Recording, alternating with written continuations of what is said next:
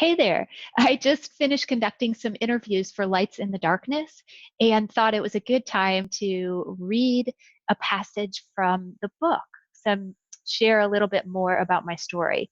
So this is from chapter 2, Acknowledging Limitations. And the setup is that I have been in the hospital and I'm just about to go through rehab.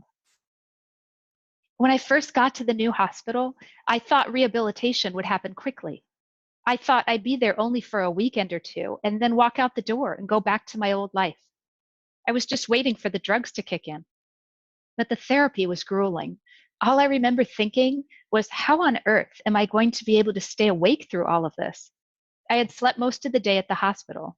Now I was expected to do various therapies for 30 to 45 minutes at a time. As I anticipated, I didn't make it through the first day of therapy. I did try to do what was asked in physical therapy, but I was exhausted by the time I hit speech therapy and couldn't even sit through the swallowing session where I was supposed to try eating. I felt like a battery that only had a small charge left. Over the next weeks, everything was about energy conservation.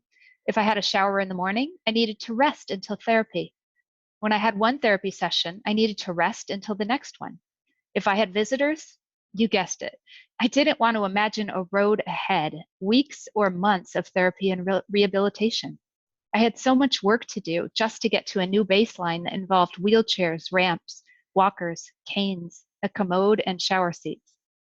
Occupational therapy staff would come to my room and help me with activities of daily living, like helping me figure out how to get my socks on and whether to brush my teeth or wash my face when I was too tired to do both. In physical therapy, therapists would show me stretches and help pull and push my legs and arms when they didn't want to seem to move on their own. I would get so exhausted and have to rest back in my room. Then another occupational therapy session followed, where I was given games to play to improve my hand grip and strength. In speech therapy, I focused on food and swallowing issues. How strange it felt to spend some sessions just trying different textures. We also focused on concentration since I couldn't focus on anything for long. I was given memory and brain booster computer games to help. The last physical therapy session of the day was the hardest for me. They called it gait therapy. I was supposed to walk as many steps as I could with the support of a walker.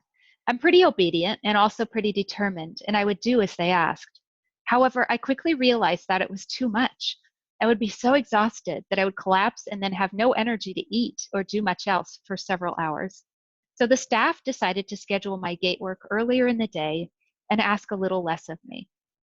As the days went by, I was able to stand with assistance and take a few more steps with the walker, but I tired so quickly. One day, I finally had a breakthrough. I told my occupational therapist I was a singer-songwriter, and I wanted to be able to play my guitar and sing again. He asked David to bring my Martin acoustic guitar to the hospital, which he did. But this special therapist also brought his kid's guitar, maybe 2/3 the size of a standard guitar for me to play. Even that small guitar was hard for me to hold, and I could barely play or even sing because my entire vocal cords and entire core were so weak.